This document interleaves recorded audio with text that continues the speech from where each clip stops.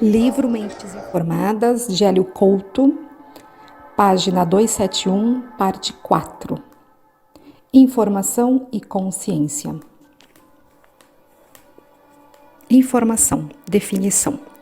Quando se fala de informação, a maioria das pessoas relaciona esse termo ao conjunto de dados objetivos que se tem sobre algo ou alguém.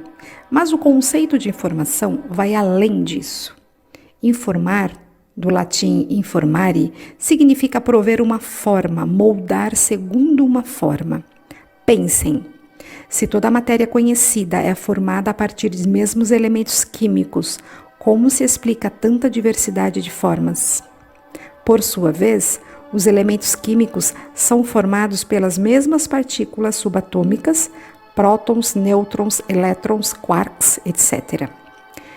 De que maneira, então, os corpos mantêm identidade e forma, já que são feitos de partes, átomos e moléculas, que poderiam ser descombinadas e depois rearranjadas para dar origem às formas diferentes? Se tudo que existe é formado pelas mesmas partículas, o que lhes determina sua identidade material? A resposta a todas essas perguntas é a informação. O motivo pelo qual as coisas conservam suas características e sua identidade no espaço e no tempo deve-se à informação que as define como elas são, interagem e evoluem. Os cientistas verificaram que a informação é um aspecto inerente à natureza do universo, ou seja, tudo que existe tem uma informação própria, intrínseca a ela. Arvin Laszlo, filósofo e teórico de sistemas, explica no excelente livro A Ciência e o Campo Akáshico. Descobertas revolucionárias revelam que nas raízes da realidade não há apenas matéria e energia, mas também um fator mais sutil e igualmente fundamental, um fator que podemos descrever melhor como informação ativa e efetiva, a informação, termo escolhido pelo físico David Bohm para se referir ao processo que dá forma às coisas no universo, que permite a manifestação de todas as coisas. Entender esse conceito é fundamental para a compreensão do princípio da ressonância harmônica. Segundo Laszlo, a informação é uma conexão sutil, quase instantânea, não evanescente e não energética entre coisas em diferentes locais do espaço e eventos em diferentes instantes do tempo. Tais conexões são denominadas não locais nas ciências naturais e transpessoais nas pesquisas sobre consciência. A informação liga todas as coisas no universo, independentemente do quão longe elas estejam umas das outras e de quanto tempo se passou desde que se criaram conexões entre elas. Laszlo nos explica que o vácuo quântico contém a informação de tudo que existe, existiu e existirá, agregando toda a informação de toda a história do universo sem limites de armazenamento. Desse modo, o vácuo transporta informações sobre os átomos, moléculas, macromoléculas, células e até mesmo sobre organismos, populações e ecologias de organismos. Não há nenhum limite evidente para a informação que os campos de ondas que interferem no vácuo poderiam conservar. No computo final, eles poderiam transportar informações sobre os estados de todo o universo. Devemos notar que a informação transportada no vácuo não está localizada, confinada apenas num único local. Como acontece no holograma, o vácuo transporta a informação em forma distribuída, presente em todos os pontos onde os campos de ondas se propagaram. Os campos de ondas que interferem no vácuo são hologramas naturais. Eles se propagam quase que instantaneamente e nada pode atenuá-los ou cancelá-los. Deste modo, os hologramas da natureza são hologramas cósmicos. Eles conectam e formam todas as coisas com as demais. É desse campo que captamos a informação a ser transferida ao indivíduo pela ressonância harmônica. A informação seria a maneira como a inteligência que ordena e sustenta o universo atua. A fim de responder pela presença de um número significativo de partículas do universo, de matéria em oposição à antimatéria, e pela evolução progressiva das coisas existentes, precisamos reconhecer a presença de um fator que não é a matéria nem energia. É a informação, como chamou David Bohm, significando, com isso, o processo que efetivamente forma o recipiente. Ou seja, o universo só existe porque um princípio inteligente o ordena, sustenta e informa o tempo todo. O todo, a consciência una. Os componentes básicos do universo são a informação e a energia. A informação traduz perturbações do campo. Essas áreas espaciais em que o campo é perturbado são os que denominamos campos informados, segundo Máximo Citro, ou campo A, segundo Laszlo. A forma como esse campo de informação se relaciona com o mundo da forma ainda não foi esclarecida pela ciência. Laszlo acredita que o mais provável é que envolva ondas escalares em vez de ondas eletromagnéticas e interferências holográficas por frentes de ondas em vez de interações lineares. Em um holograma, a informação está em forma distribuída, isto é, presente em todos os pontos. Como resultado, a interação do campo A, ou campo informado, com as entidades do domínio manifesto se dá não apenas por meio da clássica causação ascendente, em que as partes influenciam os todos formados por elas, mas por meio de causalidade inversa, descendente, na qual o sistema exerce uma influência em suas partes. Por meio da causação descendente holográfica, todo o universo, um sistema integral conectado pelo campo, age sobre todas as suas partes. Cada partícula, átomo, molécula, cristal, célula, organismo e sociedade, ou a ecologia dos organismos. O universo é cheio de códigos que definem e informam a natureza das coisas. Esses códigos parecem desempenhar papéis importantes na arquitetura dos corpos, estruturas, características, qualidades e funções. Eles também regulam o crescimento e o desenvolvimento. Podemos pensar nesses códigos como algo parecido com códigos de barra ou impressões digitais. Esses códigos básicos operam em todos os níveis da realidade, funcionando como uma matriz, um sistema regulatório e um meio de comunicação em toda parte do universo. Alguns fundamentos sobre eles. O código base é um conjunto de dados essenciais que definem o campo de uma substância e a seguir sua forma. Graças a essa informação, o código age como um primeiro esboço, o mapa a partir do qual o corpo deriva suas referências estruturais. O código rege características como extensão espacial e limites físicos.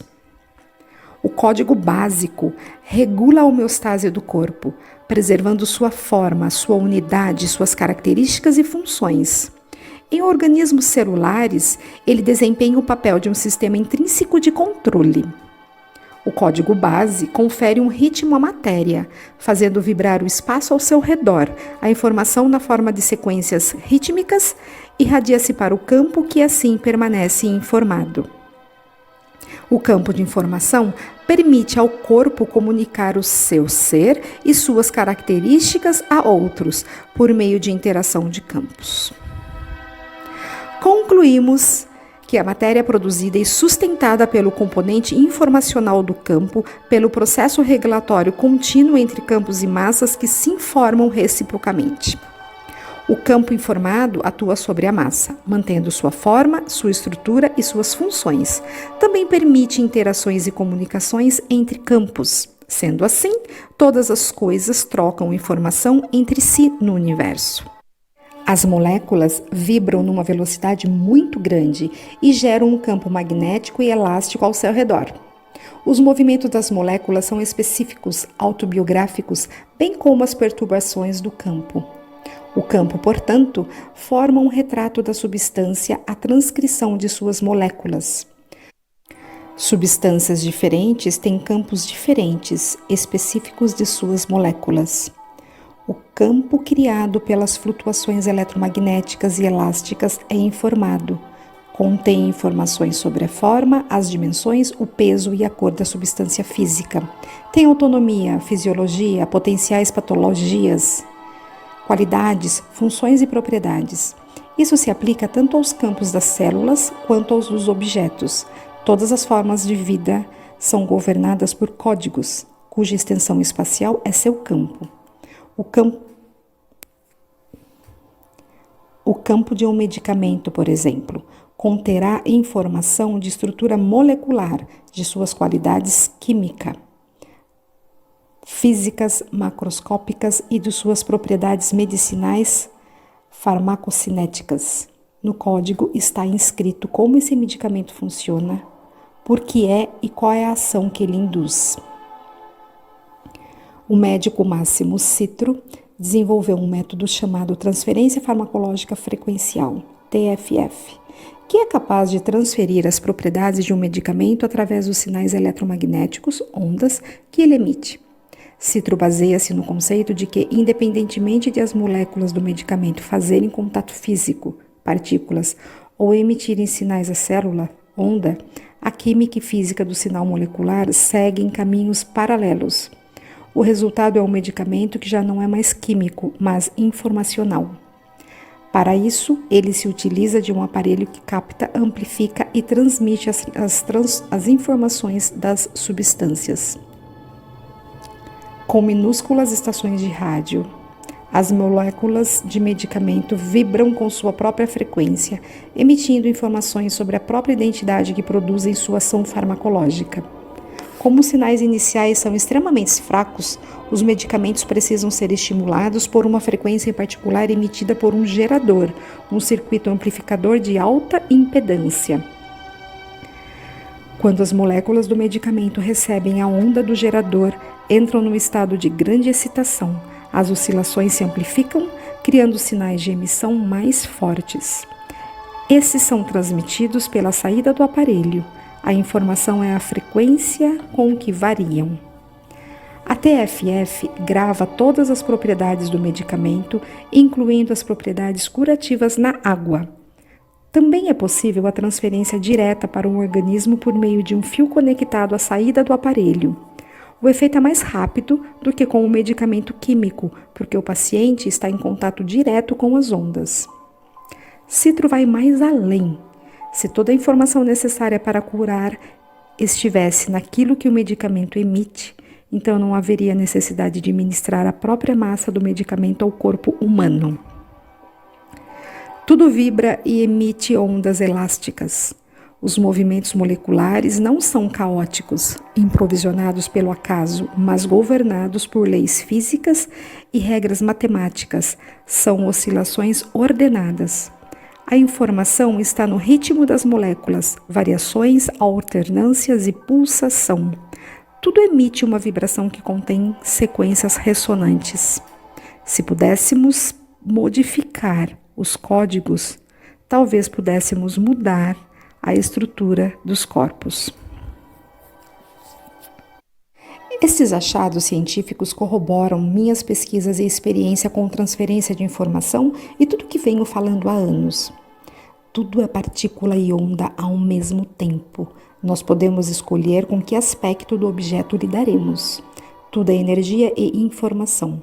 Toda a informação pode ser captada e transferida. Outros cientistas apontam que a informação é algo tão fundamental no universo quanto a própria energia. Wheeler, 1990, une a teoria da informação à consciência e à física quando infere. Cada coisa, cada partícula, cada campo de força, mesmo contínuo espaço-tempo, deriva sua função, seu significado, sua verdadeira existência inteiramente, mesmo em que alguns contextos indiretamente, do aparato desencadeador de respostas às questões sim ou não, escolhas binárias, bits. Stoner, 1990, também identifica a informação com a estrutura e organização do universo. sustentando que a informação é o princípio organizacional cósmico fundamental com status igual ao da matéria e energia. Atkins, 1994, que consciência é informação emergente no momento de sua geração, transformação auto-organizadora se processando em um modelo self-mundo. Seeger, 1995, afirma que consciência, auto-organização e informação se conectam no nível da significação semântica, não no nível da bit-capacidade, e que, como a teoria clássica da informação se situa em nível de bit-capacidade, ela seria inapta para promover a conexão própria com a consciência e temos de começar a nos mover em direção a uma visão mais radical da informação. Chalmers, 1995, afirma que a informação deve ser considerada uma propriedade tão essencial da realidade quanto a matéria e a energia, e que a experiência consciente seja considerada uma característica fundamental e irredutível a qualquer coisa mais básica. Ele propõe que, nessa visão informacional do universo, o observador permaneça incluído como parte do sistema e o universo quântico se modifique não porque foi influenciado diretamente pela mente, mas porque a mente do observador desencadeou uma transferência de informação no nível subatômico. Disso tudo, resulta uma lei de conservação de informação tão ou mais fundamental do que a lei da conservação da energia. DiBiase. Considerando tudo o que foi exposto até aqui, concluímos: a informação pode ser definida como a propriedade intrínseca do universo capaz de gerar ordem, auto-organização e complexidade. A informação não é matéria nem energia e está presente em todos os lugares e em todos os tempos. A informação liga todas as coisas, partículas, átomos, moléculas, organismos, galáxias, assim como a mente e a consciência, independentemente do quão longe elas estejam umas das outras e de quanto tempo se passou desde que se criaram conexões entre elas. Por princípio, tudo que existe é energia e informação, ao mesmo tempo. Em última instância, não existe matéria ou massa, só energia e informação. Essa informação é intrínseca à energia, isto é, ela descreve a própria energia. Portanto, na energia de um livro encontra-se informação do próprio livro. Podemos usar o livro ou sua energia. A energia está contida numa onda. Essa onda é pura informação. A informação intrínseca de qualquer coisa, de tudo que existe, existiu ou existirá, pode ser transferida para qualquer coisa que exista, existiu ou existirá. Tudo é um contínuo espaço-temporal dimensional. Como tudo é onda ou partícula, podemos acessar e transferir qualquer informação sobre tudo que existe, existiu ou existirá. Ouvi um comentário de que as pessoas não acreditavam na mecânica quântica, porque não viram o experimento. Essa é uma explicação muito interessante. Praticamente ninguém viu os experimentos em que se baseiam todos os inventos tecnológicos da nossa sociedade e mesmo assim os usam. Quem conhece a aerodinâmica para garantir que o avião voará? Quem conhece como funciona um telefone? Enquanto a pessoa não fizer uma pesquisa própria, o mais extensa possível, ela não pode afirmar com certeza uma determinada coisa. É preciso que ela pesquise e vivencie para saber e não simplesmente achar. Os produtos tecnológicos provam que uma determinada teoria é válida quando esses produtos funcionam. Desta forma, a ciência pura que está por detrás deles é verdadeira. Até aquele determinado ponto ela foi entendida. Isto é ciência. O inacreditável é que as mesmas pessoas que não viram os tais experimentos usam celulares, televisões, GPS, etc. A questão é que, quando a realidade dos experimentos mostra algo que não queremos aceitar, não aceitamos.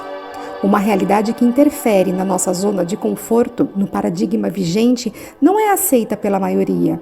Não importa quanto a ciência provê algo, aquilo não é aceito por questões emocionais. A questão é que é possível usar a mecânica quântica para potencializar tudo e funciona. Da informação emerge o cosmos.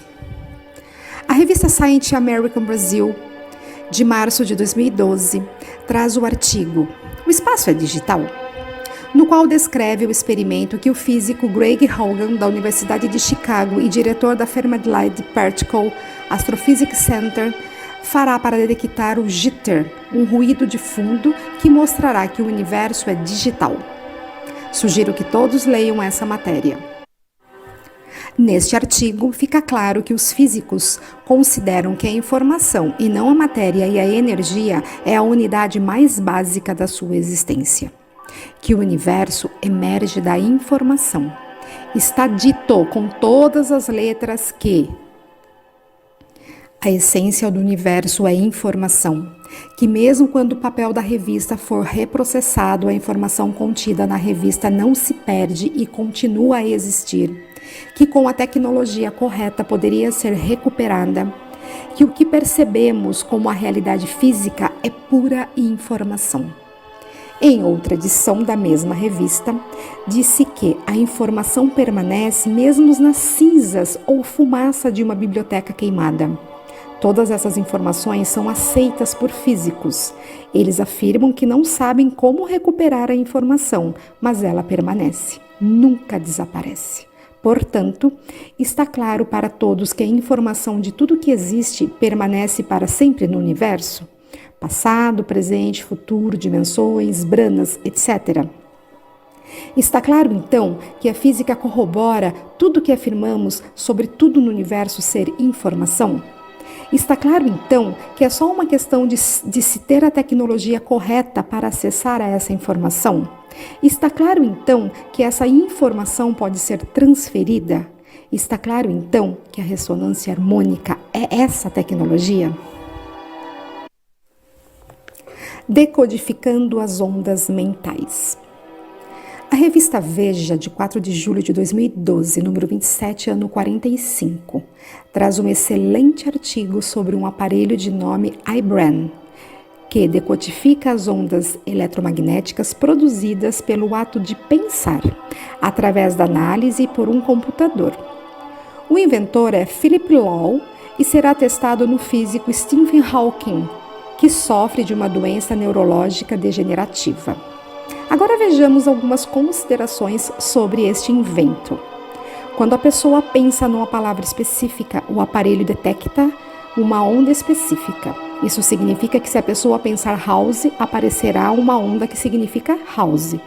Outra palavra gera outra onda específica.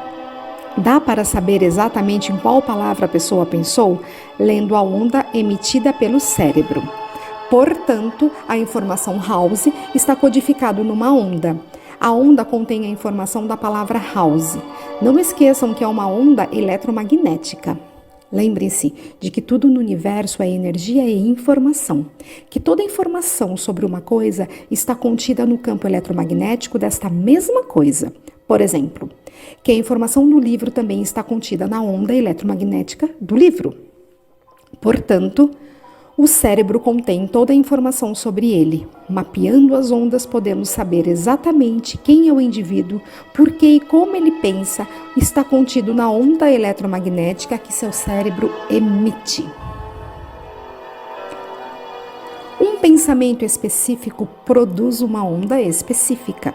Essa onda contém aquele pensamento e pode ser decodificada, sabendo-se ser exatamente o que ele pensou.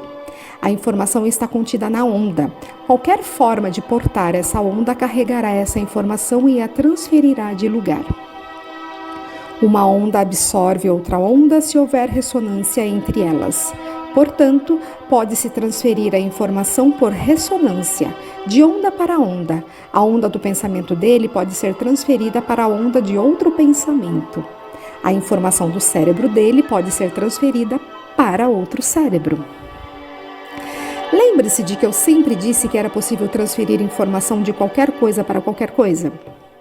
O inventor do iBrain diz que a meta é descobrir se a consciência está confinada a uma área única do cérebro e se pode ser gravada, preservada e reproduzida textualmente. O autor do invento também diz que a alma tem existência independente do corpo físico e está fora das possibilidades da ciência. Neste caso, ele se engana. A alma está intimamente associada ao corpo físico, apenas em outra dimensão. E a alma também é informação. Finalmente, a ciência vem confirmar tudo aquilo que venho dizendo e fazendo há muitos anos. E agora?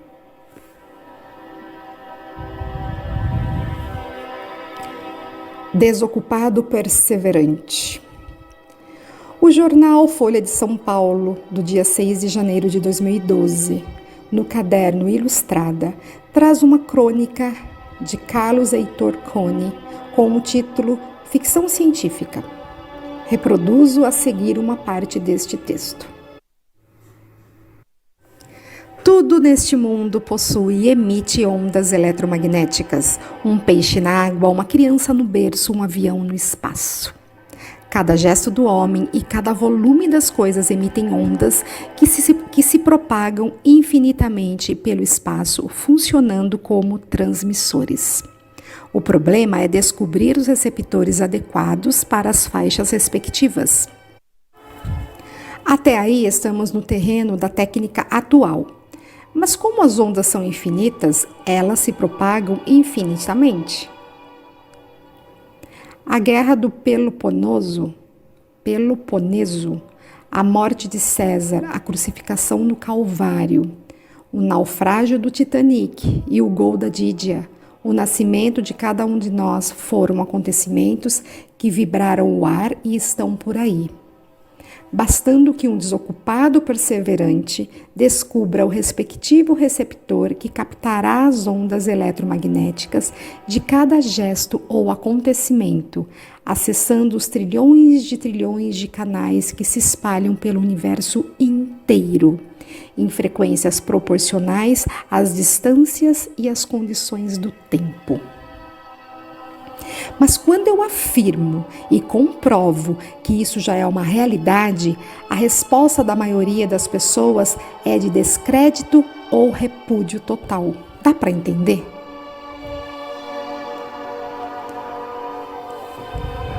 Transferência de informação.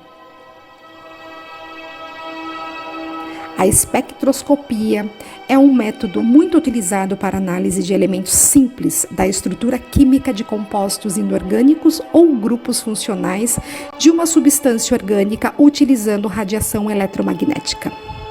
Sempre que se excita uma substância com uma fonte de energia, esta pode emitir como absorver radiação em determinado comprimento de onda, desta forma, permitindo uma observação do comportamento do corpo de prova. Os resultados da análise espectroscópica de uma atmosfera fornecem dados sobre sua estrutura, tais como geometria de ligação, natureza química de ligandos de um dado átomo, comprimentos de ligações químicas, etc. A base da espectroscopia é a natureza ondulatória das radiações eletromagnéticas, cuja variável é a frequência fundamental. Essa determina o número de oscilações realizadas pela onda por unidade de tempo e o comprimento de onda, distância percorrida pela onda durante um período de tempo correspondente a uma unidade de frequência, sendo o produto destas definido como a velocidade de propagação da onda. A espectroscopia eletromagnética envolve interações de matéria com radiação eletromagnética, tais como luz.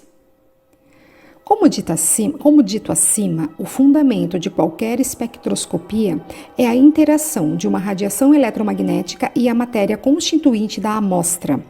A energia incidente pode ser refletida, transmitida ou absorvida.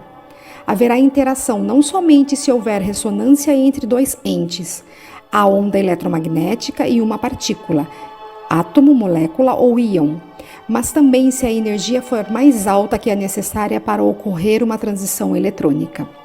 Portanto, os fundamentos que explicam a transferência de informação que ocorre na ressonância harmônica, com a interação entre energia e matéria, já são amplamente utilizados no dia a dia, como vimos no exemplo acima. Endereço cósmico. Quando a centelha divina é emanada do vácuo quântico, recebe um código de identificação, um nome eterno. À medida que vive suas vidas, essas individuações são acrescentadas ao nome original. Depois de um tempo ficará assim, por exemplo. Nome original: José da Silva, John Smith, Pierre François, José Rodrigues, Kimi Otsuda e assim por diante. A cada encarnação, o nome atual é incorporado a todos os demais nomes. Assim é possível acessar todas elas. Funciona como um currículo cósmico. Todo o problema da centelha individualizada é viver como se estivesse separada de tudo e de todos, desenvolvendo uma consciência que possa no futuro entrar em fase com o todo de onde partiu. É assim que o todo adquire mais vivência, experiência e conhecimento, multiplicando-se infinitamente de acordo com o seu potencial. A centelha faz parte de um coletivo, o todo. Todas as centelhas de todas as dimensões, de todos os tempos passados, presentes e futuros, de todos os universos e multiversos, são o coletivo. Aceitar isso, sem perder a individualidade, é o que se chama de o estado da arte, da consciência de um ser.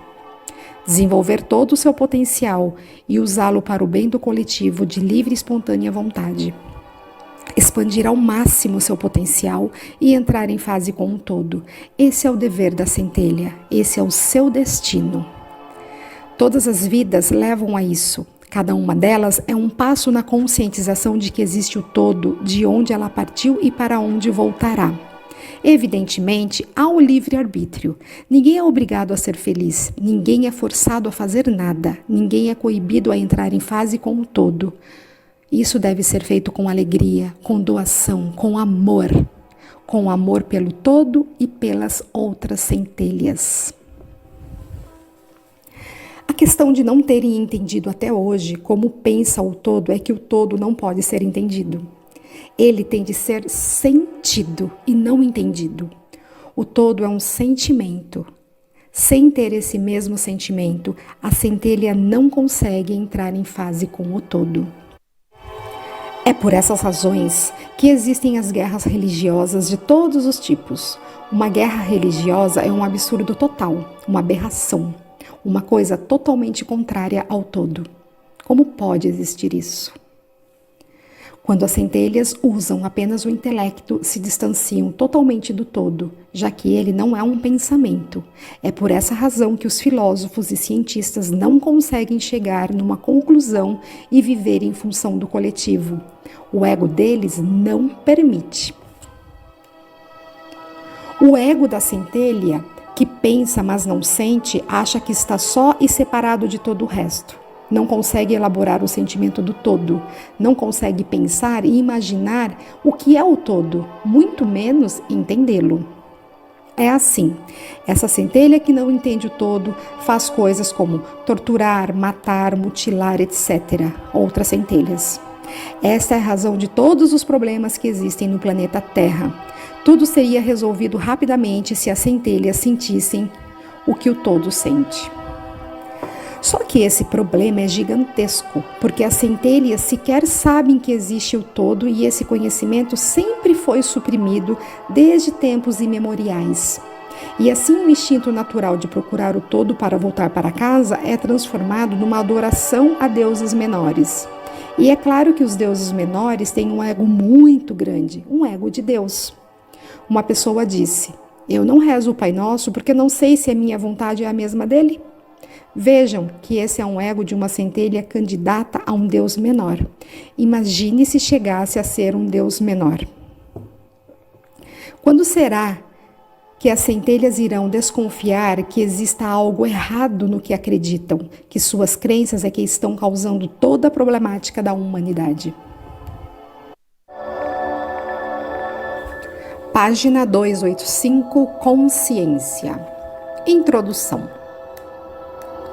Os achados da mecânica quântica levam às questões sobre a natureza da realidade e o papel da consciência na criação da mesma. A ideia de que a consciência humana provocaria o colapso ou a manifestação de uma partícula surgiu na década de 1930. O matemático húngaro John von Neumann, 1903 a 1957, foi o primeiro a trazer a consciência para a física ao afirmar que a consciência escolhe o evento experimentado dentre todas as possibilidades quânticas representadas por um objeto. Na década de 1970, o físico Fred Alan Wolf popularizou a ideia de von Neumann com o lema de "Nós criamos nossa própria realidade". Os modelos científicos atuais que procuram explicar a natureza da consciência o fazem ainda baseados no paradigma cartesiano-newtoniano, insistindo em uma abordagem reducionista e/ou no dualismo mente-matéria, o que atrasa a evolução da própria ciência. Definição.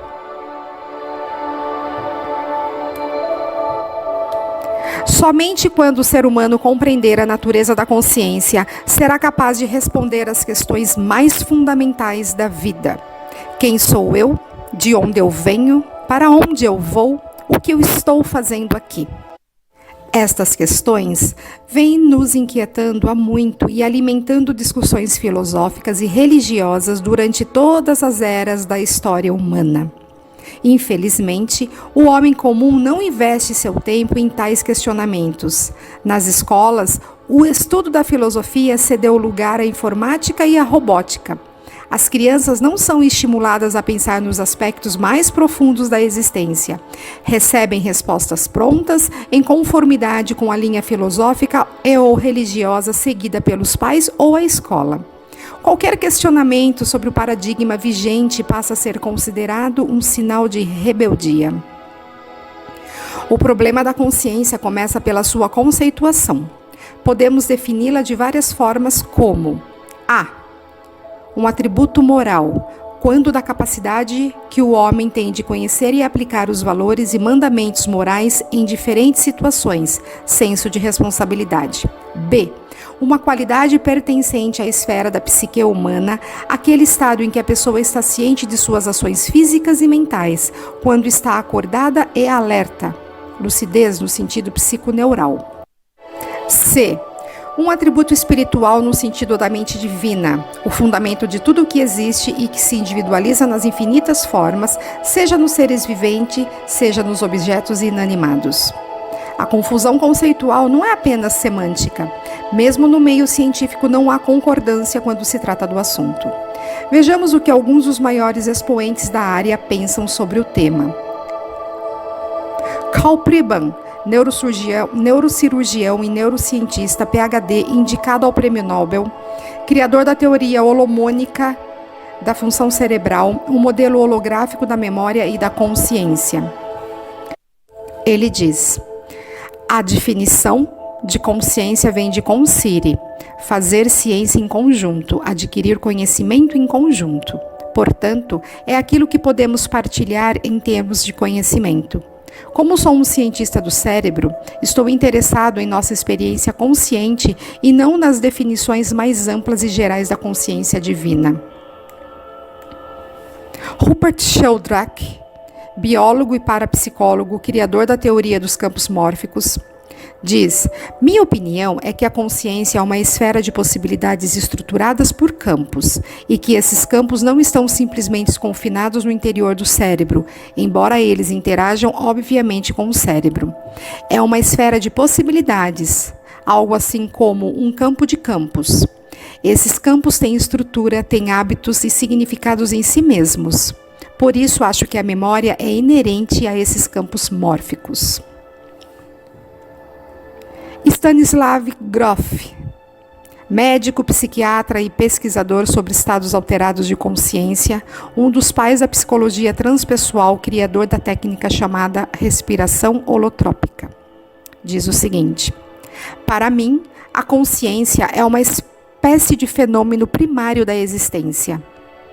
De alguma maneira, é mais fácil compreender a criação da experiência do mundo material a partir da consciência do que ser capaz de entender a consciência surgindo de processos materiais.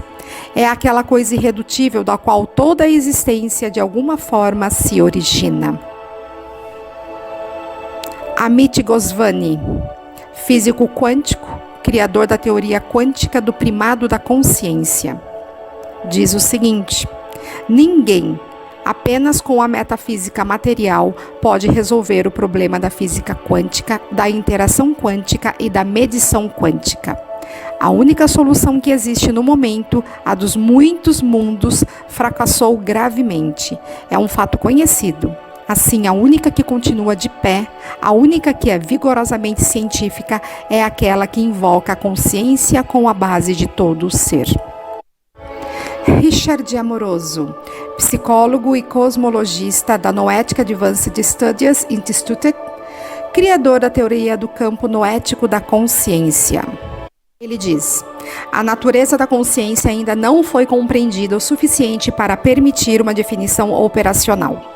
A metodologia científica atual, ao descrever a consciência como hard problem, questão no qual o progresso científico é quase impossível, que reduz a mente a processos neurais no cérebro, parece incapaz de compreender a consciência devido às limitações na avaliação e na interpretação necessária metafísica subjacente.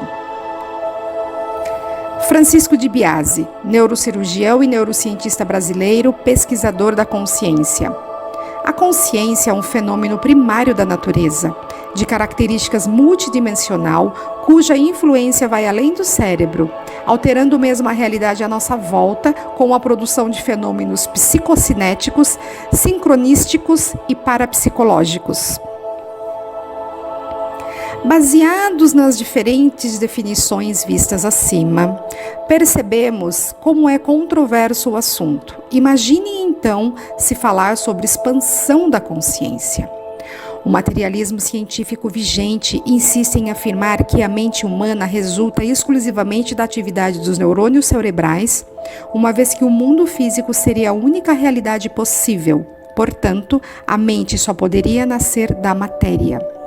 O estudo da consciência sempre foi marginalizado pela ciência até pouco tempo, por se tratar de algo de difícil ser mensurado, logo sutil demais para ser objeto de experimentos. A ciência só vai compreender o que é a consciência quando abandonar o cientificismo e se debruçar sobre o tema com uma visão expandida da realidade, isto é, analisando a questão sob a luz do novo paradigma sem tabus ou preconceitos. Na nova era iniciada em 21 de dezembro de 2012, os pilares da ciência serão paulatinamente substituídos por uma moderna ciência holística de natureza sistêmica, quântica e não reducionista que solucionará todos os problemas da humanidade. Mas até que essa mudança se consolide, temos muito trabalho a fazer. Noções de neurobiologia. Para entendermos como as ondas de informação da ressonância harmônica atuam e como são assimiladas, gerando novos comportamentos, são necessárias algumas noções sobre a anatomia e fisiologia do sistema nervoso.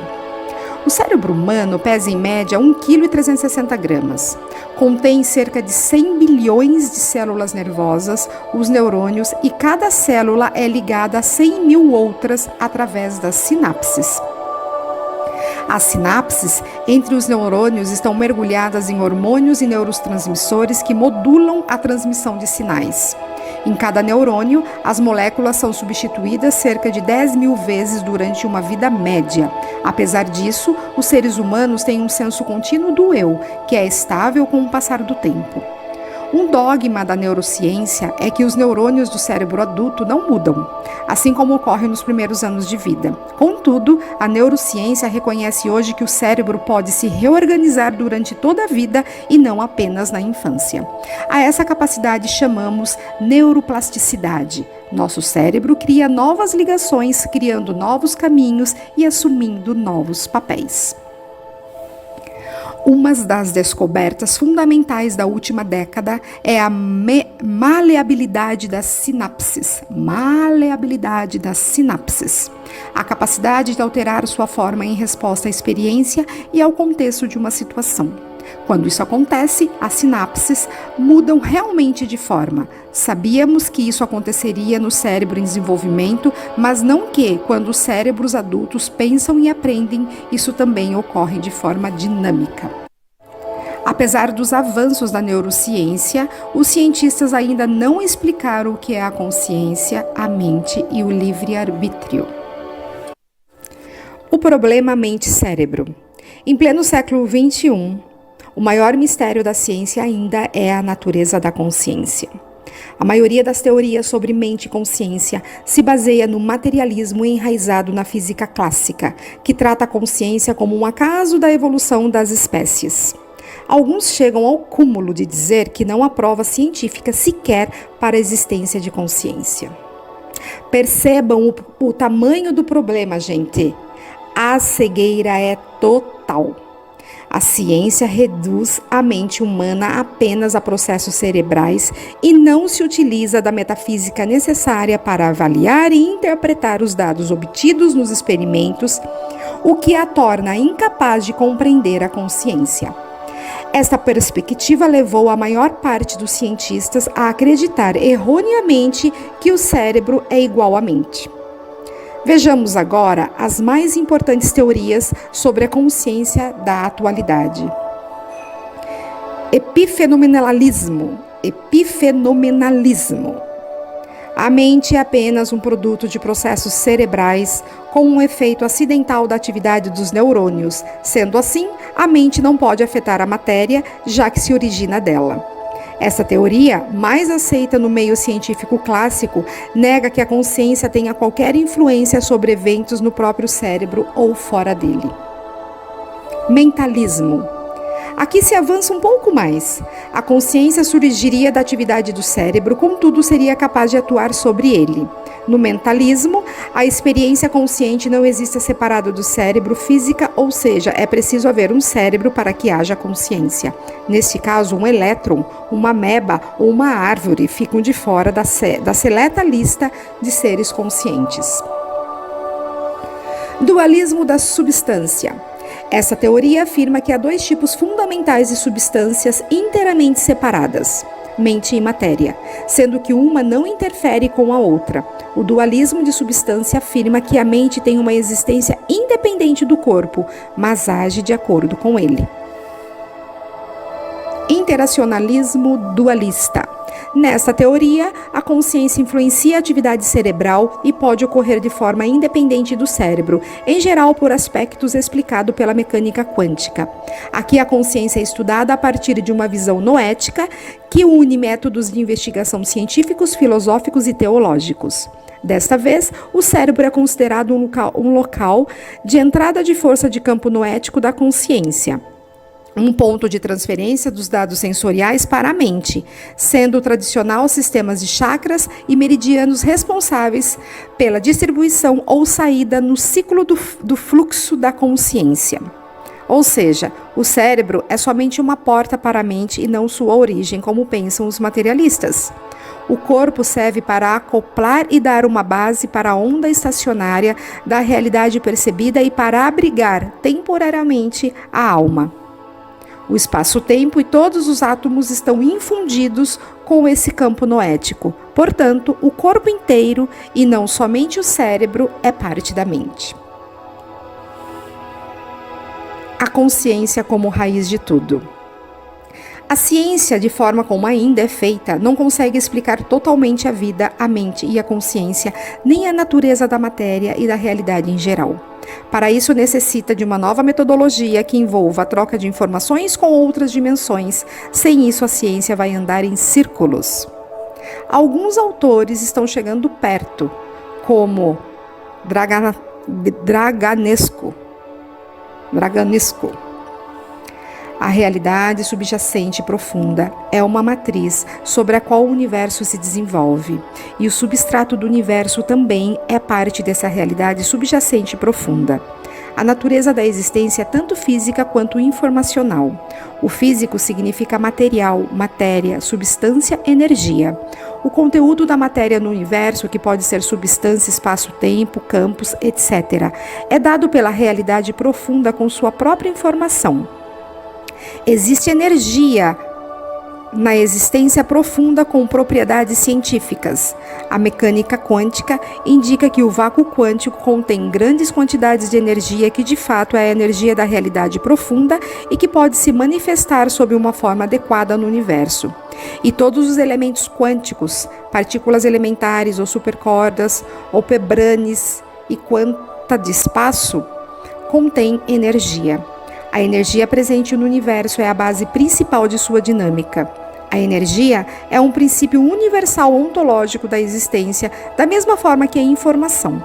Por sua natureza, a matéria inclui tanto energia quanto informação e contém também uma consciência fundamental.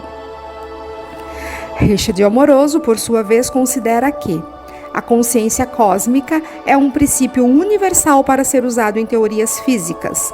Essa consciência existe a priori antes do verdadeiro universo. Acreditamos que a realidade básica não é apenas a mente, tampouco a consciência, embora a consciência fundamental seja uma parte essencial ou básica da realidade e da existência total. A consciência fundamental ainda possui um tipo de mente cósmica, a consciência fundamental de uma maneira geral e não de um acidente evolucionário. O holomovimento. O físico teórico David Bohm acredita que o universo é a representação espectral de outra dimensão paralela, não espacial e atemporal, um imenso holograma. Em resumo, uma realidade virtual.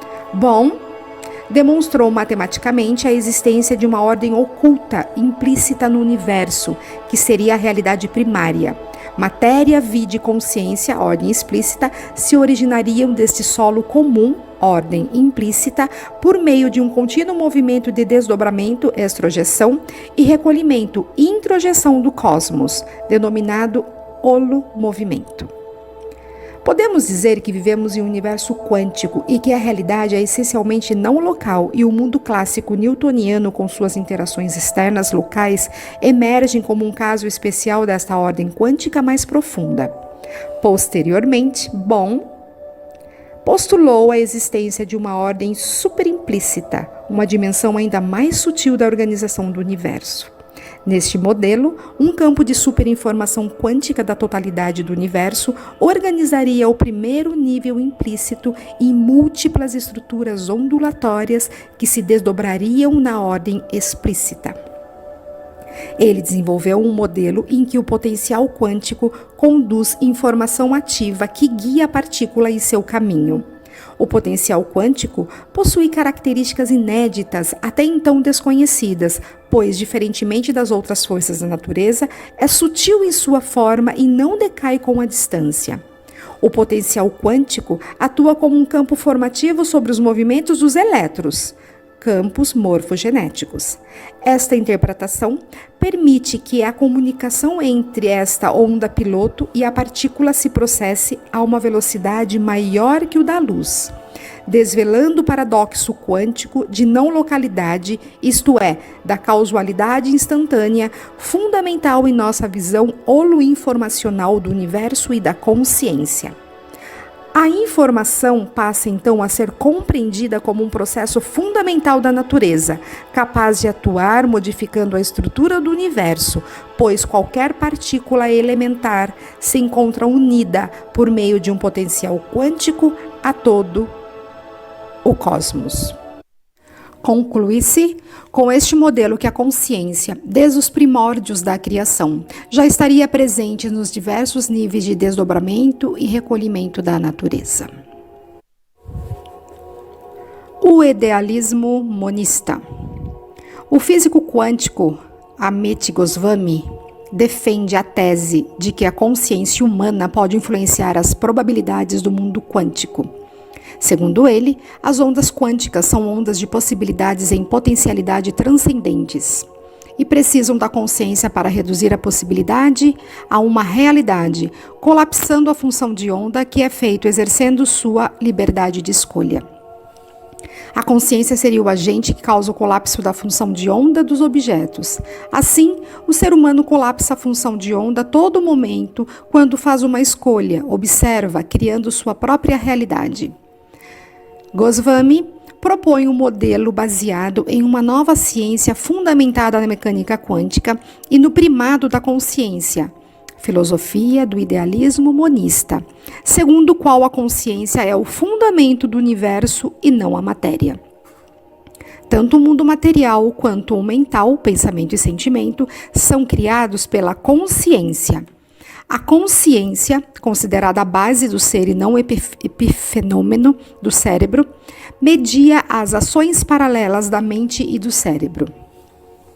Na interpretação da mecânica quântica baseada na consciência, reconhece-se que a consciência é tanto necessária quanto suficiente para realizar a tarefa de colapsar a onda de probabilidade. Nenhuma máquina material pode precipitar um colapso. Goswami propõe que a consciência deva ser a base do ser no qual a matéria existe como possibilidade e que a consciência deva ser unitiva, isto é, nossa individualidade é um fenômeno ilusório. Como o cérebro físico, a mente também consiste de ondas de possibilidades, embora de uma substância não material diferente. Devido à sua experiência, a consciência não só colapsa as ondas de possibilidade material no cérebro, mas também as ondas de possibilidades mental na mente, não localmente correlacionada. Para cada estado mental, a consciência colapsa um estado do cérebro que pode ser chamado um mapa do estado mental. O cérebro é semelhante ao hardware de um computador, ele processa símbolos. A mente dá sentido a esses símbolos. O mapa da mente no cérebro que a consciência faz ao gerar o colapso da mente e do cérebro simultaneamente pode ser considerado como um software do computador. A consciência seria o programador.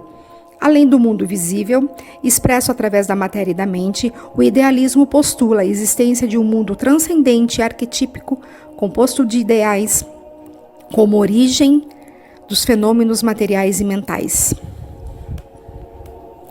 A consciência, portanto, é a realidade única e final. Tudo é expressão da consciência.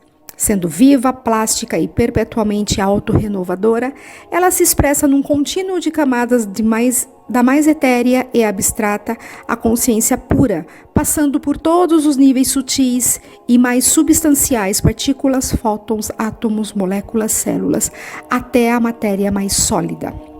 Neste contínuo, tudo está conectado e relacionado. Tudo é uma única consciência, manifestando-se em frequências, níveis vibratórios ou densidades diferentes. Estados alterados de consciência.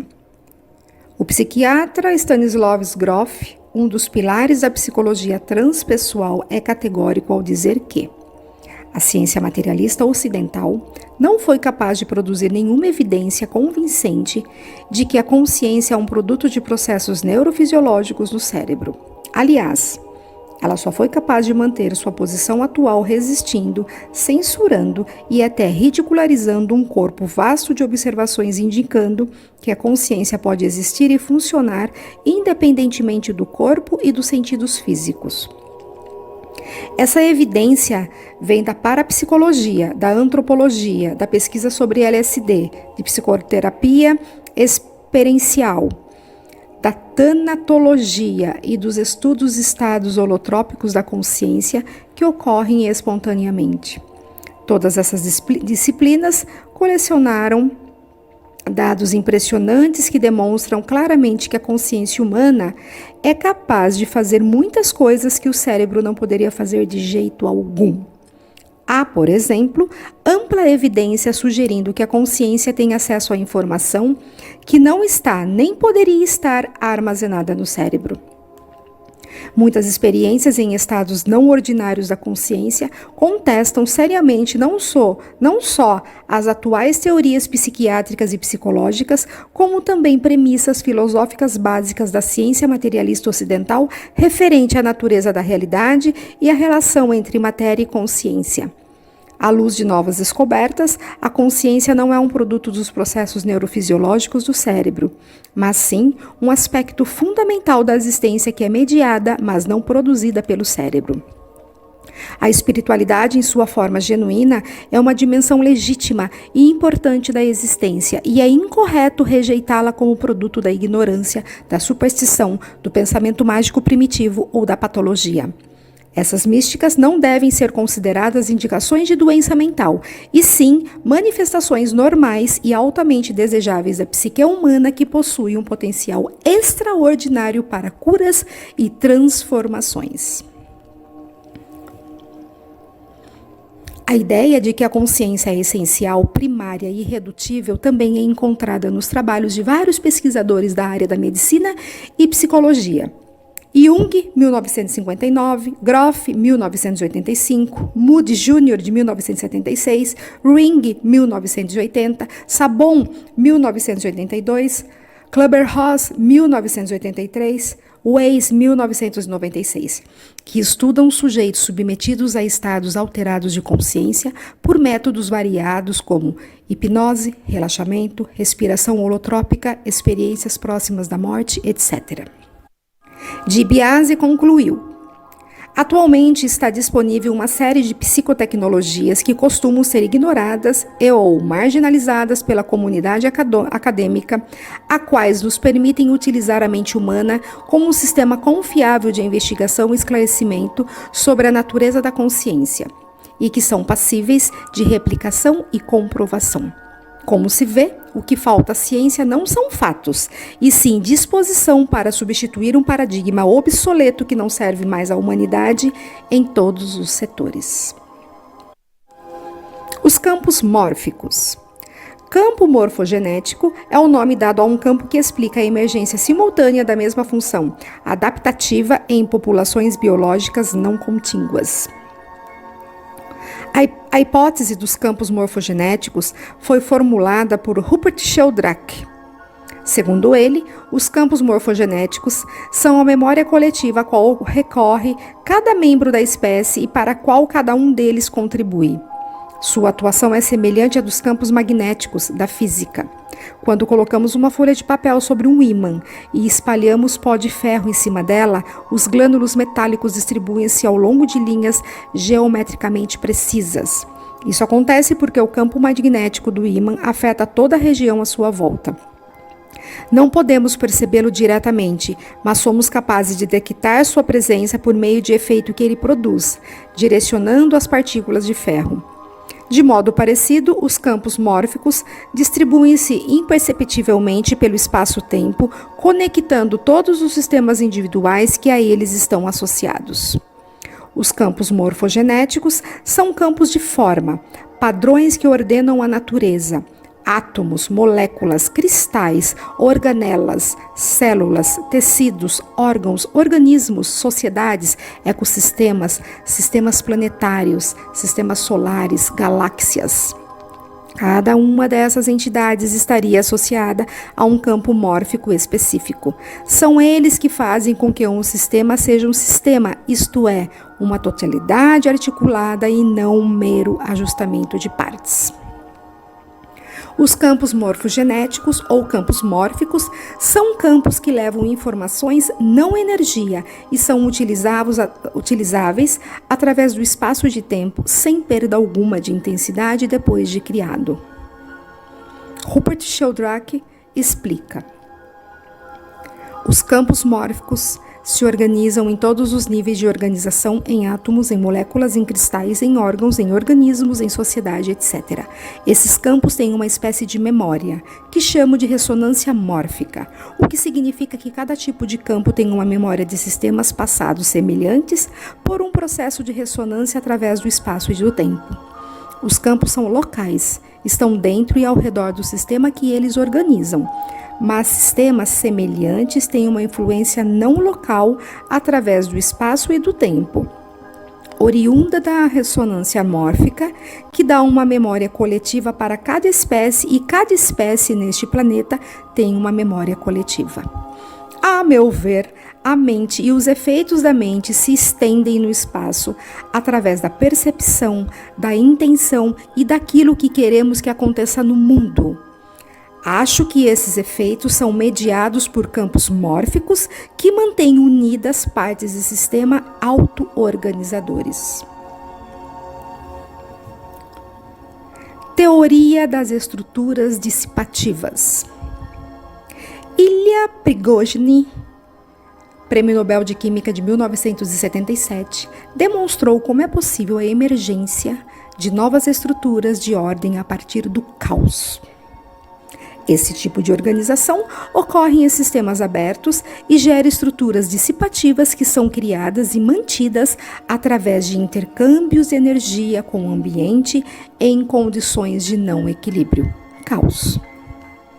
Nesses processos auto-organizadores que ocorrem, por exemplo, nos seres vivos, quanto mais complexa a estrutura dissipativa, mais informação é necessária para manter suas interconexões, tornando-a consequentemente mais vulnerável às flutuações internas, o que significa um maior potencial de instabilidade e de possibilidade de reorganização.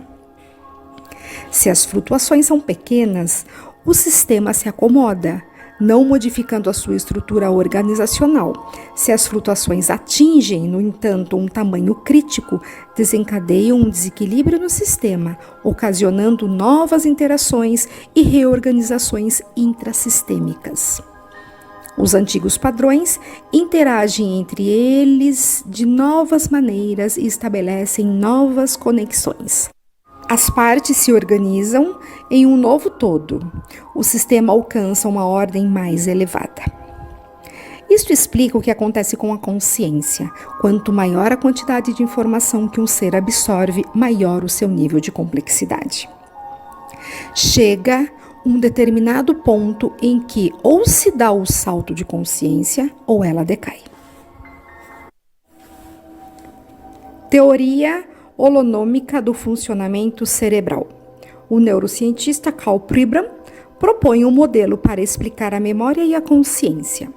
Sistemas holográficos são sistemas geradores de imagens tridimensionais, em que a imagem virtual ou holograma é criado quando, por exemplo, um laser incide sobre o objeto e este reflete sobre uma placa, como se fosse um filme fotográfico. Se sobre essa placa incidir um segundo laser, produzindo uma mistura de ondas do primeiro laser com as do segundo, o padrão de interferência de ondas resultante armazenará a informação acerca da forma e do volume do objeto e será refletido pela placa no espaço circunvizinho, gerando no espaço uma imagem tridimensional do objeto. Nos sistemas holográficos, cada parte do sistema contém a informação do todo, ou seja, a informação completa sobre o objeto. Se quebrarmos a placa em pedaços, cada parte refletirá a imagem tridimensional do objeto no espaço, demonstrando que o todo está nas partes, assim como cada parte está no todo. Pribram demonstrou que um processo similar ocorre continuamente no córtex cerebral por meio da interpenetração dos campos eletromagnéticos dos neurônios adjacentes, gerando um campo harmônico de frequências eletromagnéticas. Este campo, constituído por padrões de interferência de ondas harmônicas, funciona como um holograma. É um campo distribuído holograficamente simultaneamente por todo o cérebro, codificando e armazenando em um vastíssimo campo de informação a memória e a consciência no plano biológico. Este campo é capaz de nos interconectar ao campo quântico holográfico subatômico da estrutura própria do universo, sendo assim responsável pela emergência dos fenômenos espirituais da religação com o cosmos. Desta forma, as memórias de um indivíduo não estão localizadas somente no cérebro, mas também no campo de informação holográfica que o envolve. se interconectando instantaneamente de modo não local ao campo holográfico universal. Dessa forma, nossa mente é um subsistema de um holograma universal, acessando e interpretando este universo holográfico. Somos sistemas interativos ressonantes e harmônicos com esta totalidade auto-organizadora indivisível. Somos este campo holoinformacional da consciência e não observadores externos a ela.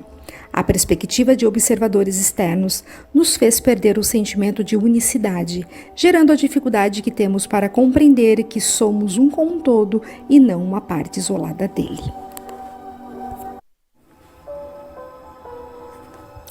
Teoria da consciência quântica. Stuart Hameroff, médico pesquisador, e Roger Penrose, físico quântico, elaboraram uma teoria para explicar a consciência. De acordo com a neurociência convencional, o cérebro processa informações através de impulsos elétricos que as células nervosas do cérebro ou neurônios trocam umas com as outras. Os impulsos nervosos viajam no meio de um dos ambientes mais ruidosos e inimagináveis.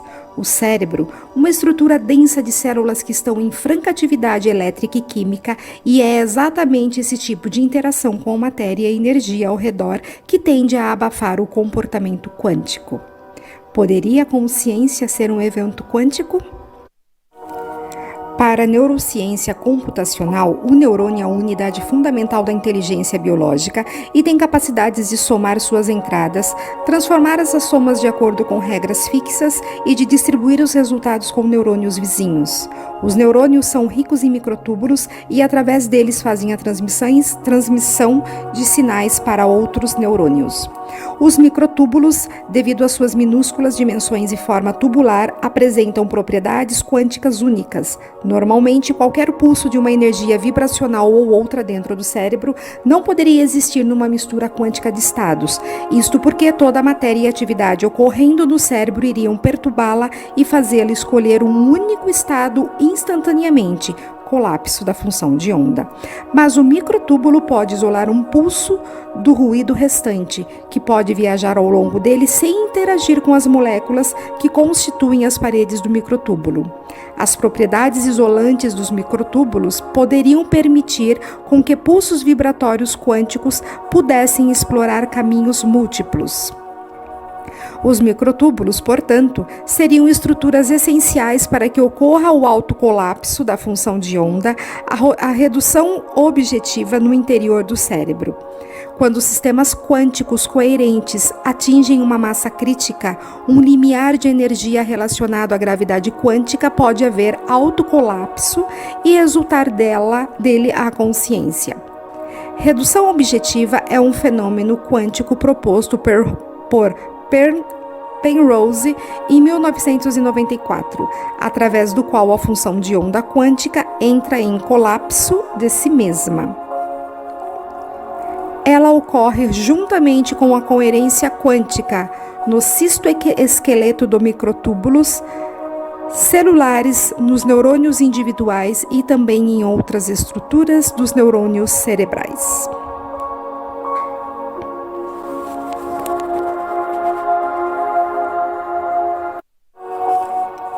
Página 298. Informação, auto-organização e consciência. DiBiase e Rocha propõem uma visão da consciência que incorpora os conceitos de informação, negentropia, ordem e organização às teorias de auto-organização e complexidade. A teoria em questão fornece uma base quântica informacional integrando a não-localidade, a teoria do holomovimento de David Bohm e a teoria holonômica do funcionamento cerebral desenvolvida por Karl Pribram. Explica DiBiase. A consciência concebida como um fluxo não local de atividade quântico-informacional significativa, ativamente interagindo com cada parte do universo por meio do holomovimento.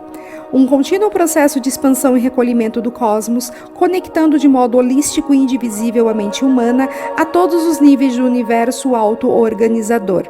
Segundo ele, matéria, vida e consciência não podem ser consideradas como entidades separadas, e sim consideradas como uma unidade indivisível, com todos os seus processos quânticos informacionais, interagindo por meio de relações não locais, holísticas, internas e simultaneamente por meio de relações externas locais, mecanicistas, gerando capacidade de transformação, aprendizagem e evolução. DiBiase, assim como Amit Goswami, aponta para a possibilidade de uma consciência unitiva como base de tudo o que existe.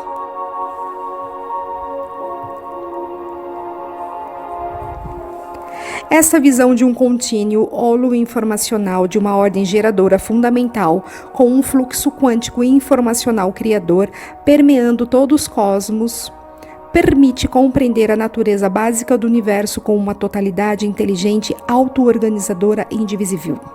DiBiase conclui: esta teoria holo-informacional da consciência fornece as bases para se compreender a informação como princípio unificador capaz de conectar a consciência ao universo e à totalidade do espaço e do tempo.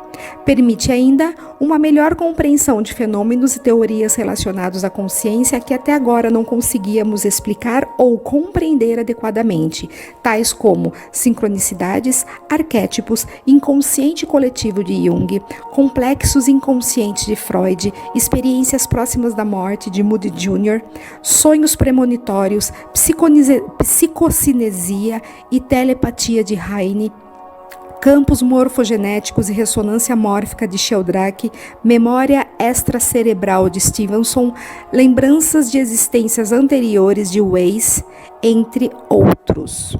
No modelo holo-informacional da consciência, os fenômenos transpessoais, parapsicológicos, paranormais, mediúnicos e religiosos são entendidos como os processos normais da própria estrutura quantum informacional holográfica do universo, e a consciência e a espiritualidade passam a ser compreendida como fluxo de informação quântico-holográfica de natureza espectral que religa o cérebro e o cosmos, nessa fonte primordial.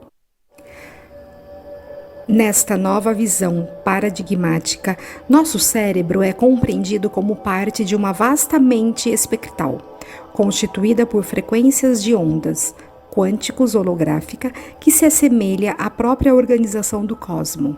Acreditamos que a perspectiva holo-informacional da consciência que tem na teoria quântica de Bohm, um de seus fundamentos implica a inclusão do arcabouço da ciência de uma consciência cósmica, uma inteligência universal que origina, permeia, mantém e transforma o universo, a vida e a mente através do processo holo-informacional. O campo A. Irving Laszlo propõe que o vácuo quântico seja o quinto campo universal interagindo com a matéria. Segundo ele, o campo A atua como um meio holográfico, registrando e conservando a transformação de onda escalar da configuração dos espaços 3n dimensionais assumidos pela matéria no espaço. Ao contrário de uma difundida crença, a consciência não é um fenômeno unicamente humano, embora conheçamos apenas a consciência humana. Na verdade, por experiência direta e inquestionável, conhecemos apenas a nossa própria consciência.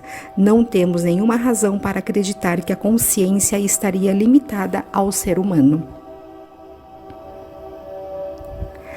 Apesar da visão apresentada por cientistas e filósofos materialistas, segundo a qual o cérebro físico é a fonte da consciência, não há nenhuma evidência deste tipo. As evidências clínicas experimentais dizem respeito apenas ao fato de que a função cerebral e estado de consciência estão correlacionados. Freeman Dyson, físico, e Alfred North Whitehead, filósofo, afirmaram que até mesmo as partículas elementares são dotadas de uma forma de um nível de consciência. Dyson disse: a matéria na mecânica quântica não é uma substância inerte, mas um agente ativo. Pelo que parece, a mente, conforme se manifesta pela capacidade de fazer escolhas, é até certo ponto inerente a cada elétron. Laszlo avança no conceito de que toda a informação do universo fica registrada para sempre num campo e que podemos interagir com o mesmo. No universo informado, nosso cérebro-mente pode ter acesso a uma larga faixa de informações, muito além das informações transmitidas pelos nossos 5 órgãos dos sentidos. Podemos reconstruir a maneira como as informações sensoriais e também as não sensoriais atingem a nossa mente. Vimos que, de acordo com a nova física, as partículas e os átomos, as moléculas, as células, organismos e galáxias que surgem e evoluem no espaço e no tempo emergem do mar da energia vital conhecido pelo nome de vácuo quântico. Essas coisas não apenas se originaram no mar de energia do vácuo, elas interagem continuamente com ele. Elas são entidades dinâmicas que leem seus traços no campo A do vácuo e, por intermédio desse campo, interagem umas com as outras. Os traços no campo A, os hologramas que elas criam, não são evanescentes. Elas persistem e informam todas as coisas e, de maneira mais imediata, o mesmo tipo de coisas que os criaram. Prossegue. Isto é verdadeiro tanto para o nosso corpo como para o nosso cérebro. Todas as coisas que experimentamos em nossa vida, todas as nossas percepções, sentimentos e processos de pensamento têm funções cerebrais associadas a elas. Essas funções têm equivalentes em formas de onda, uma vez que nosso cérebro, como outras coisas no espaço e no tempo, cria vórtices portadores de informações, ele faz ondas. As ondas se propagam no vácuo e interferem com outras ondas, criadas pelos corpos e cérebros de outras pessoas, dando origem a hologramas complexos. Como o corpo e o cérebro fazem ondas? Os físicos descobriram que todas as coisas do universo estão constantemente oscilando com diferentes frequências. Essas oscilações geram um campo de onda que são irradiados dos objetos que os produzem. Quando um campo de onda emanado de um objeto encontra outro objeto, parte dele é refletida por esse objeto e a outra é absorvida por ele. O objeto fica energizado e cria outro campo de onda que se move de volta em direção ao objeto que emitiu o campo de onda inicial.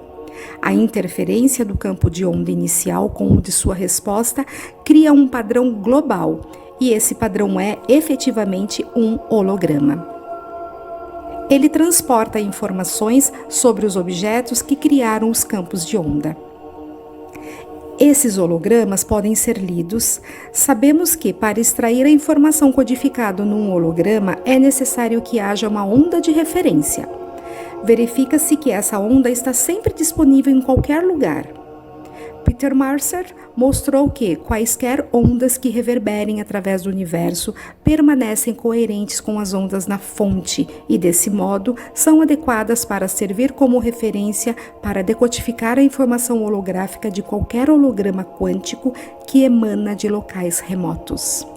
Aqui Laszlo corrobora o que viemos falando sobre a possibilidade de se captar qualquer informação de tudo que existe, existiu ou existirá e transferi-la por ressonância harmônica, criando um canal coerente de informação entre o indivíduo e o todo. Gerações após gerações dos seres humanos deixaram seus traços no campo A. E a informação desses hologramas está disponível para ser lida. Podemos sintonizar nossa consciência para que ela ressoe com os hologramas do tipo do campo A. A transmissão de informação de um campo de hologramas é conhecida. Ela ocorre quando os campos de onda que compõem 2 ou mais hologramas são conjugados uns com os outros. Esse efeito é semelhante a outro, o qual estamos familiarizados e que é conhecido como ressonância. Diapasões e cordas de instrumentos musicais ressoam com outros diapasões e cordas que estão afinados na mesma frequência, 1 e oitavas completas mais altas ou mais baixas que essa frequência. O efeito de ressonância é seletivo. Ela não ocorre quando os diapasões e as cordas estão afinadas em frequências diferentes, não relacionadas entre si. A conjugação de fase que transmite informação nos hologramas é um tipo particular de ressonância seletiva. Ela ocorre quando dois campos de onda que se interpenetram contêm oscilações sincronizadas na mesma frequência. Neste caso, a conjunção das ondas individuais cria um canal de comunicação espacial e temporalmente coerente entre os objetos que emitem os campos de onda.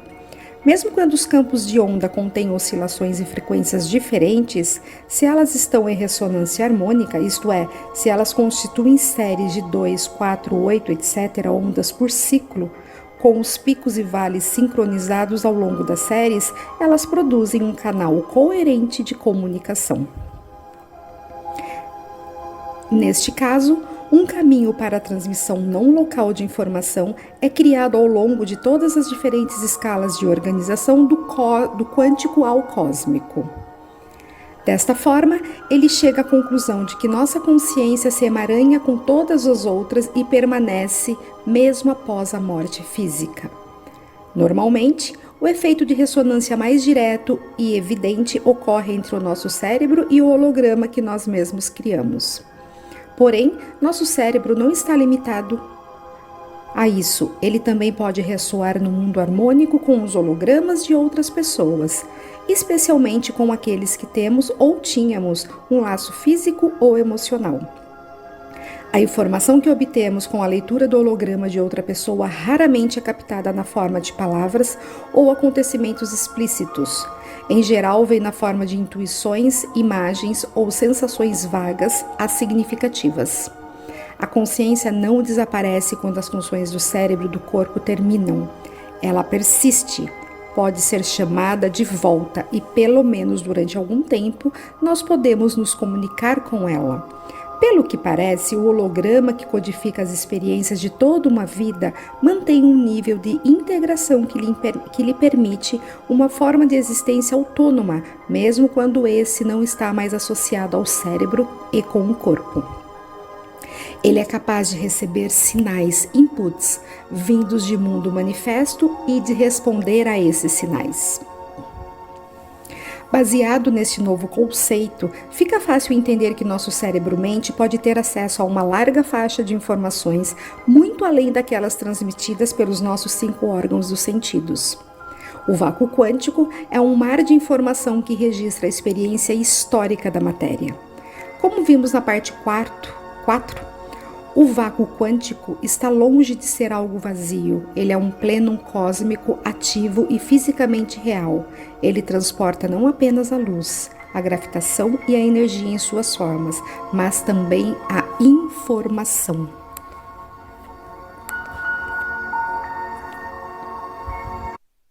A Gênese da Consciência, página 304. A consciência do ser inicia como uma onda localizada numa das dimensões do todo. Inicialmente, é um átomo primordial que faz parte do vácuo quântico. Este átomo também é conhecido como centelha divina individualizada.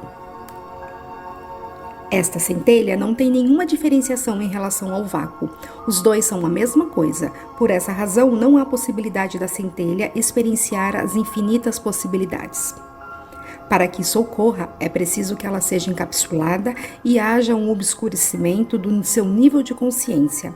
Ela esquece de onde veio e começa seu lento processo de evolução. A evolução ocorre devido ao acréscimo de informações advindas das experiências nas diversas dimensões da realidade. No início, ela é apenas uma pequena onda que encobre a centelha divina que emanou do todo. É uma consciência primitiva com um ego rudimentar. Praticamente não tem informação e por isso sua complexidade é mínima. Ela apenas existe. Caso ela venha para o mundo físico, caracterizado por uma grande densidade de luz congelada, começaria como um mineral. Inicia assim seu longo caminho de aprendizagem, ganha informação lentamente e pode permanecer como uma pedra por um longo tempo. De qualquer forma, são infinitas possibilidades de evolução para esse novo ser. Todo atrito provoca um acréscimo de informações e, portanto, aumenta a complexidade da consciência. Neste ponto da evolução ainda não existe a autoconsciência. Esta consciência inicial é uma onda diminuta.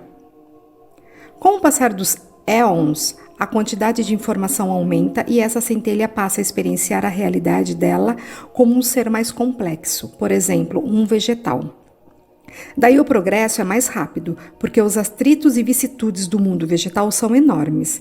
Com o passar do tempo, vai ganhando mais e mais informação e complexidade. Com isso, pode trocar de reino. Supondo que, neste caso, seguiu este caminho, pois existem muitos outros caminhos de evolução. Seguindo em escala progressiva, temos os insetos com sua vida muito rápida, propiciando a vivência de trilhões de vida para a centelha. Nesta fase, há um grande acréscimo de informação. A seguir, vêm os animais com instinto formado e um nível emocional mais avançado. Já existem lampejos de razão, dependendo da espécie e da evolução mais rápida de cada centelha. Essa complexidade passa a alcançar, então, níveis pré-humanos de consciência. Com o passar do tempo, temos uma consciência já bem desenvolvida que pode habitar um corpo humano. Ela é capaz de se acoplar ao cérebro humano. Quando essa onda se acopla aos neurônios e sinapses, ela transmite e recebe as informações na forma de ínfimas trocas de energias, como se fossem lasers entre os neurônios e sinapses ao lado físico e não físico. Essa troca de informação é bidirecional. Existe um campo eletromagnético permeando todo o cérebro deste lado e do outro lado. Esta troca de informação é contínua. Vem então a primeira experiência como ser humano, que apresenta ainda uma consciência rudimentar. Surge um homem que é quase todo instinto, ficando um pouco acima dos animais irracionais em termos de consciência. Consegue alimentar-se, reproduzir-se, pode trabalhar em funções simples, tem um intelecto pouco desenvolvido. Agrega muita informação a cada vida e sua complexidade aumenta muito, às vezes exponencialmente, dependendo das influências que estão atuando sobre ele.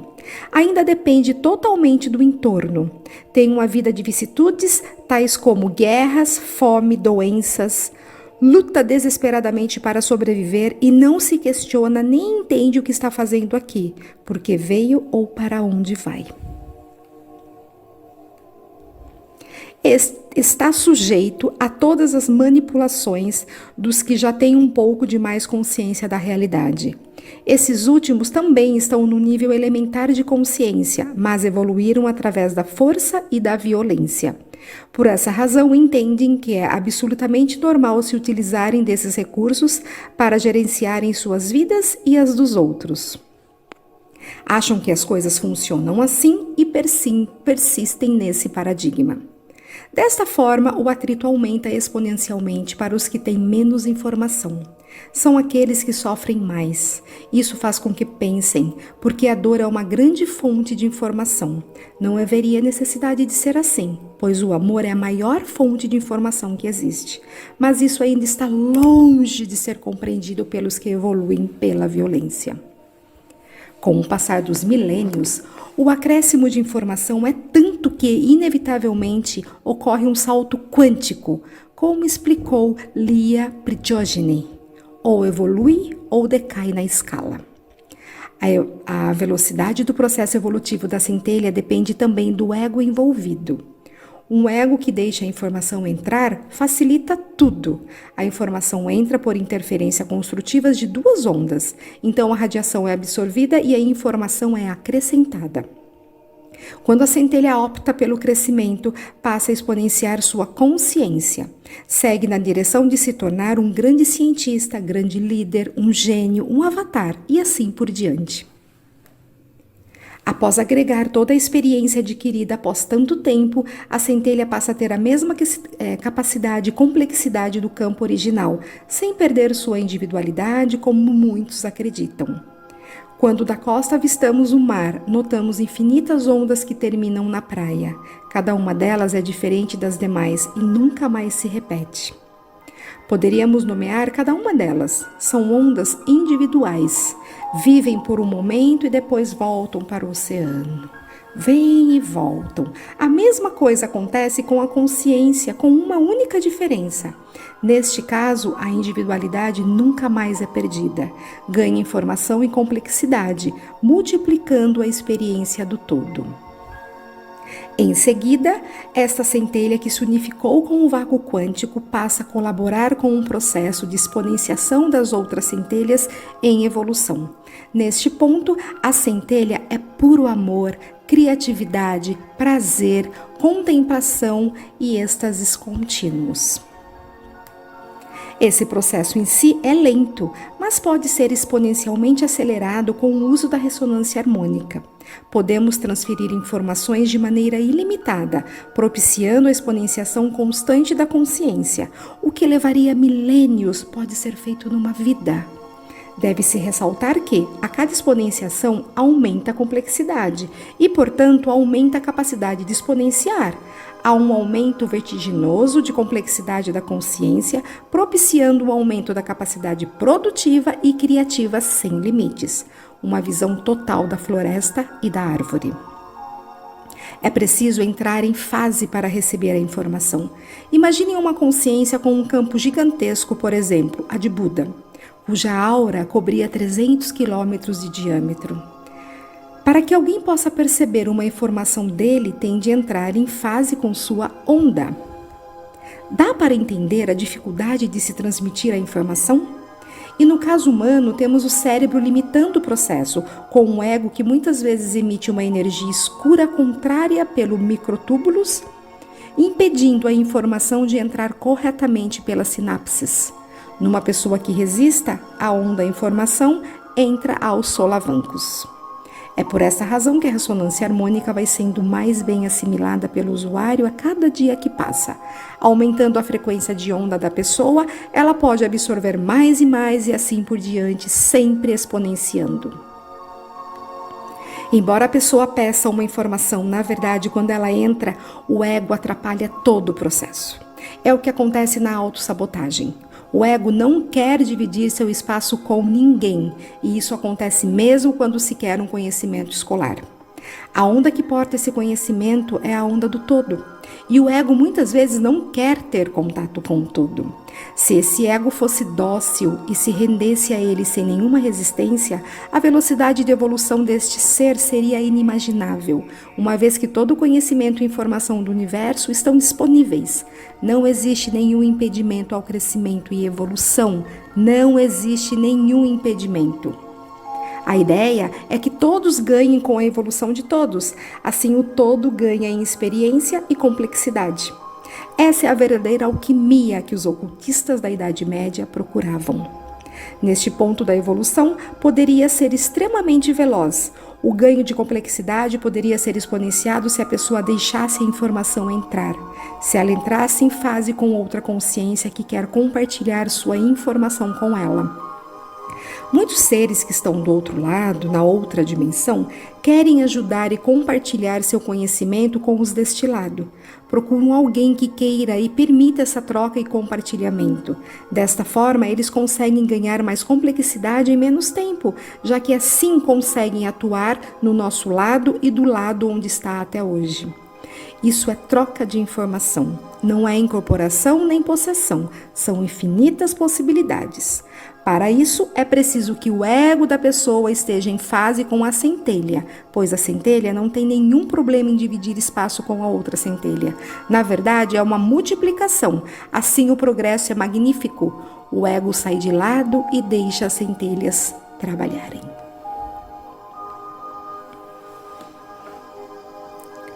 Dobras temporais, página 308.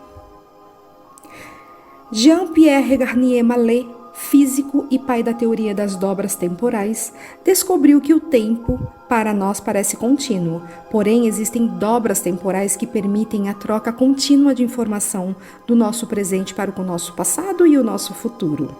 Essas dobras temporais trazem para o nosso cotidiano intuições, premonições e instintos vitais. O controle dessas coisas nos permite otimizar o nosso futuro, compreender a nossa existência e criar um equilíbrio individual e coletivo. Ele explica: Simultaneamente, existem duas velocidades temporais. Uma para o nosso corpo físico, onde podemos perceber a passagem de um segundo, e outra onde podemos não perceber milhões de segundos passando instantaneamente. Na segunda velocidade, podemos realizar coisas e trazer essas experiências para o tempo consciente. O fenômeno das dobras temporais explica que, uma vez que o homem é composto por partículas, ele existe simultaneamente em tempo real, perceptível, e em tempo quântico, imperceptível, esse último com vários potenciais. Memoriza o passado e o futuro e transmite essas informações ao presente. Podemos afirmar que existe uma troca de informações entre o eu quântico e o eu consciente que nos permite, através da memória do futuro, antecipar ao presente. Este fenômeno se chama hiperincursão e está perfeitamente demonstrada na física. Em mecânica quântica, sabemos que ao lidarmos com partículas desdobradas, ambas têm a mesma informação simultaneamente, porque o intercâmbio de energia acontece a velocidades superiores às da luz. Ainda em mecânica quântica, temos a propriedade da dificuldade dualidade da matéria, isto é, uma partícula é simultaneamente corpuscular, corpo, e ondulatória, energia. Daí sermos simultaneamente corpo e energia e capazes de buscar informações a velocidades quânticas. Somos nós mesmos em outra dimensão, viajando para o ano passado ou futuro. Tudo acontece em um eterno agora. Nosso corpo energético informa o nosso corpo físico. Toda partícula emite e recebe ondas analogamente. Todo organismo envia e recebe informações para viver e sobreviver. Especificamente, quando estamos dormindo profundamente, a nossa atividade mental é máxima. Aí ocorre o intercâmbio de informações entre o corpo energético e o corpuscular. Este intercâmbio de informações é o que nos permite alterar o futuro que vivemos durante um dia e nos informamos como energia durante a noite. Por isso, no dia seguinte, a nossa memória é outra. Nós podemos fabricar potenciais futuros através dos nossos pensamentos. Por exemplo, se eu pensar em uma catástrofe, esse futuro potencial inscreve-se como possibilidade e você ou qualquer outra pessoa pode estar nele. A conclusão para essa situação é: jamais pense mal a respeito de alguém, assim como você não gostaria que esse alguém pensasse mal ao seu respeito. Esta não é uma lei moral ou filosófica, é uma lei física. O nosso presente atualiza futuros potenciais criados por nosso passado. Uma mudança de pensamento de um segundo cria inúmeros futuros potenciais, equilibrando-os em um tempo muito acelerado de forma a moldar o nosso presente quase que milagrosamente. Por existirmos simultaneamente em duas dimensões, nos dá a sensação de saber tudo intuitivamente sem precisar pensar em nada. Nosso corpo é o receptor de informações do nosso dublê, que as traz sempre e quando lhe pedimos algo e permitimos que ele nos visite. É óbvia a sua benevolência, já que ele é você, mas como não o percebemos facilmente e a vida que nos é imposta nos faz esquecê-lo. Toda a nossa experiência e existência depende dos nossos pensamentos que criam um conjunto de possibilidades futuras. O que essa pesquisa feita por um físico nos comprova? O que ela nos comprova? Que há outro eu, que há outro você, um dublê, que vai ao futuro e lhe traz informações de lá. O eu energético sai e pode viajar num contínuo, descobrir as melhores soluções e trazer para você. Se olharem o livro dele, há muita matemática provando isso. Um físico falando dessa tecnologia, para a pessoa levar a sério que existe outra dimensão.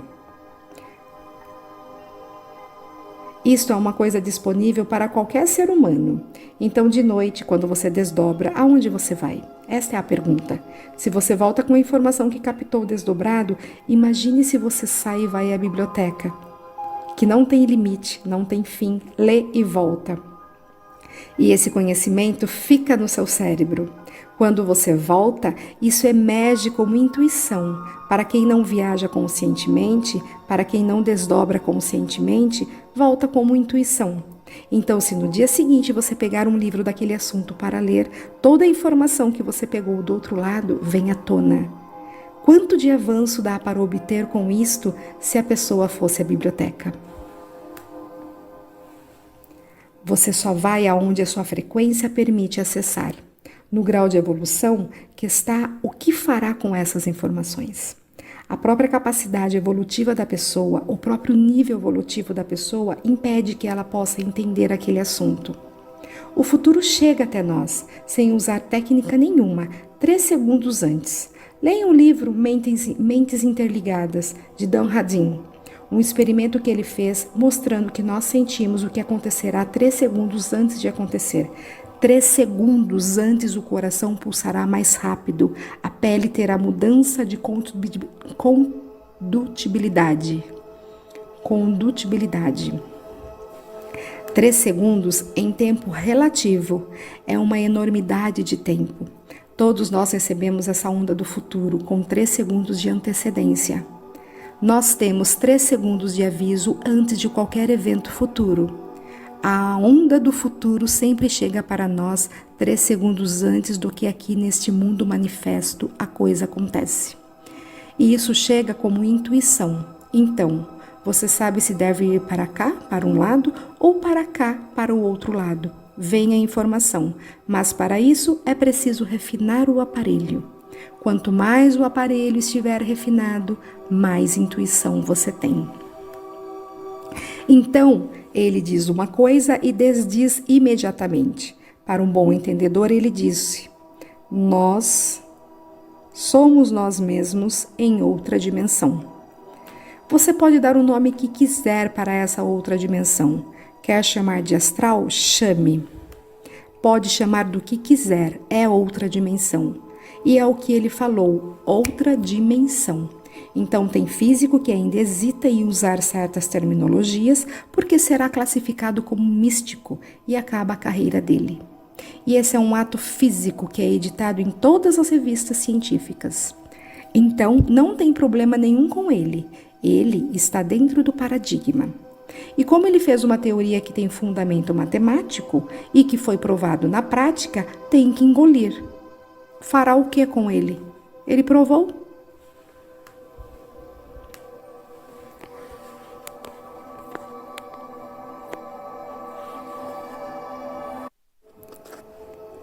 Página 311, transferência de consciência.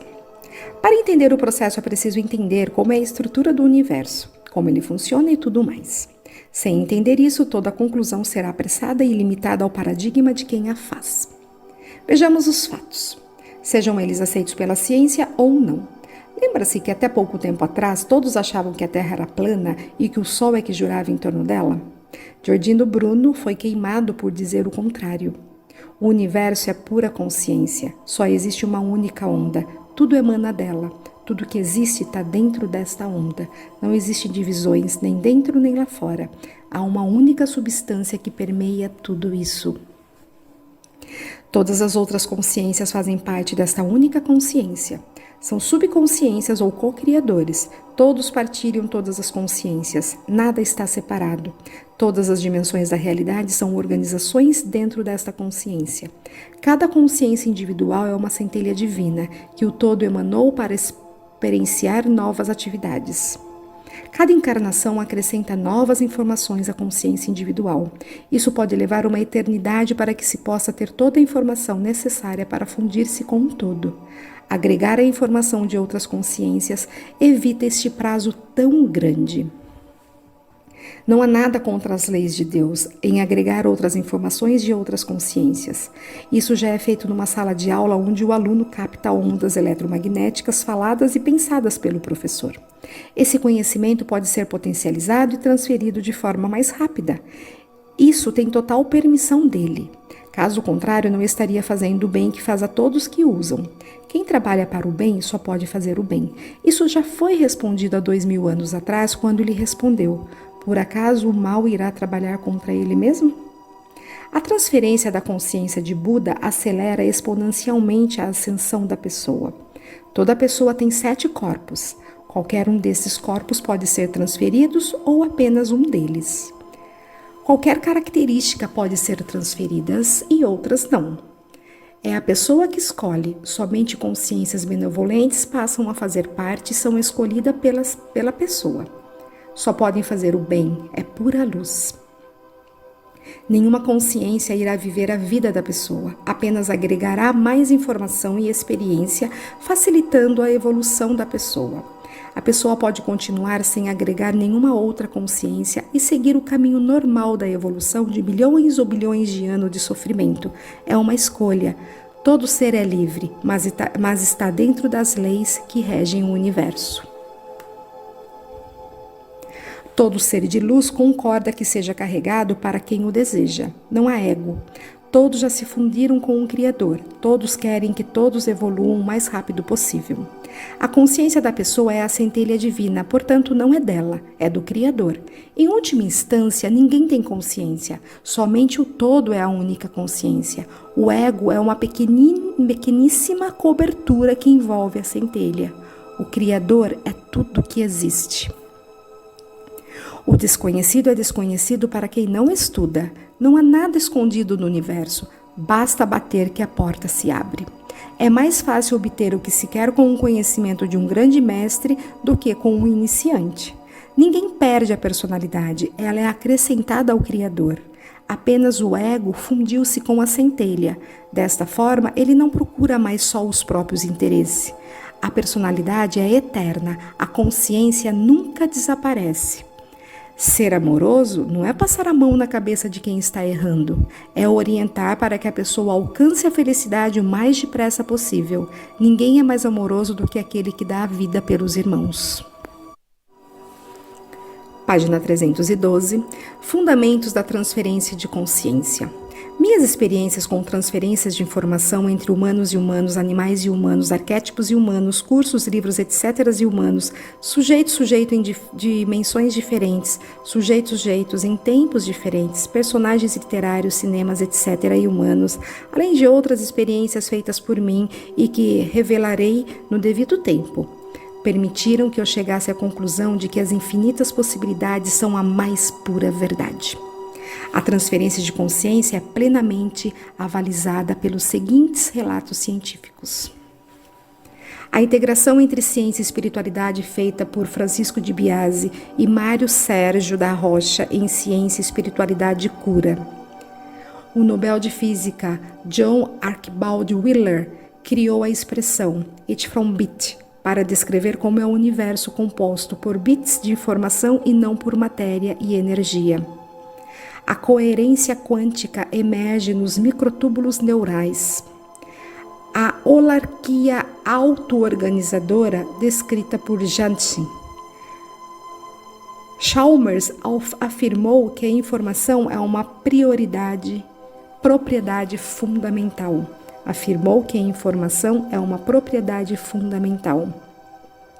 Leon Brillouin demonstrou a equivalência entre informação e negentropia. Atlan desenvolveu a teoria auto-organizadora. Lia Prigogine, Nobel de Química, desenvolveu a teoria das estruturas dissipativas que geram ordens através do caos.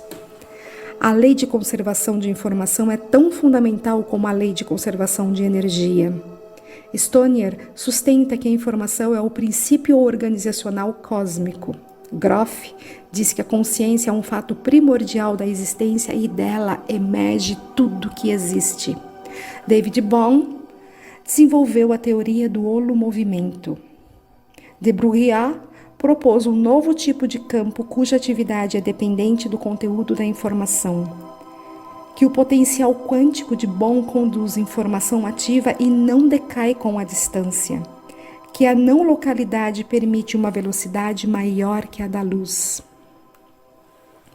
Que Allan Expect provou a não localidade, que é a descrição de Laszlo em Ciência e o Campo Akáshico. Que Pribram descreveu a teoria holonômica de funcionamento cerebral e sua equação de onda neural. que Sheldrake desenvolveu a teoria dos campos morfogenéticos e ressonância mórfica, que Frualich escreveu Long-Range Coherence and Energy Storage in Biological Systems, que descreve a teoria do caos, a teoria do campo unificado de Greenwich, o que foi descrito em Electromagnetic Fields and Life, a Prisman, o modelo fractal, os experimentos de Fritz Albert Popp com biofótons e DNA, a pesquisas de George Lakonsky,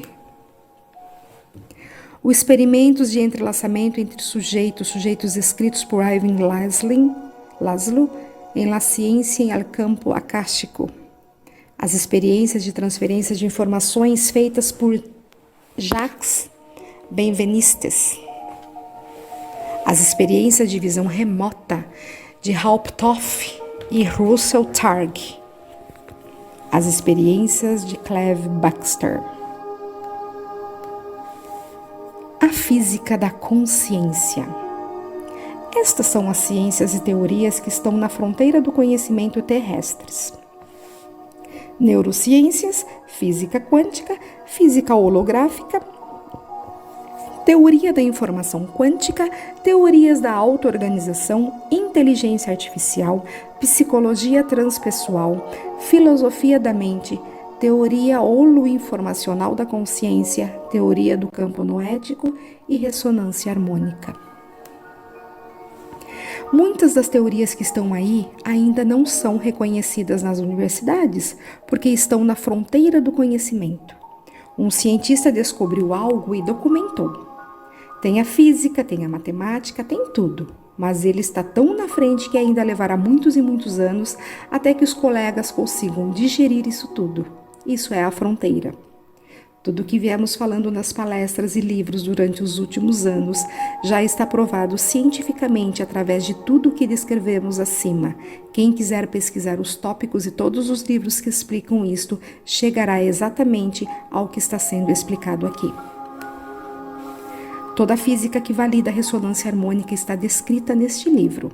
Tem toda a física e a matemática explicando o que a ressonância harmônica faz.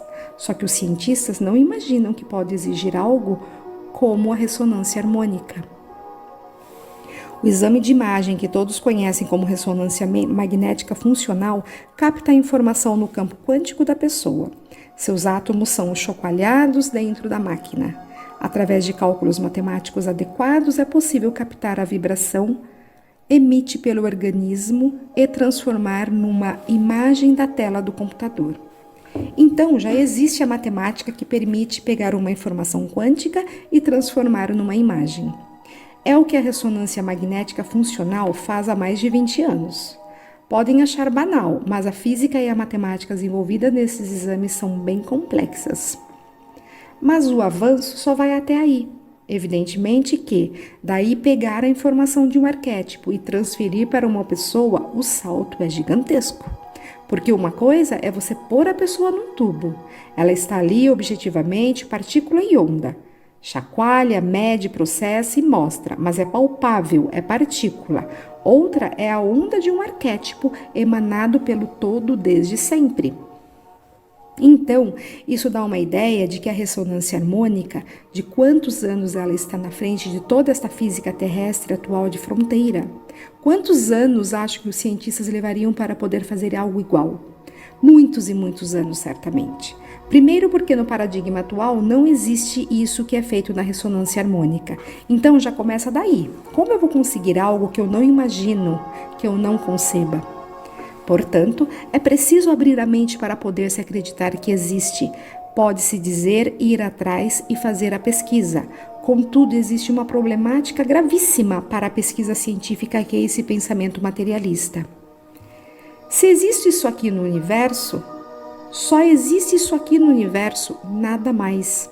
Sendo assim, sua tecnologia ficará restrita ao mundo material.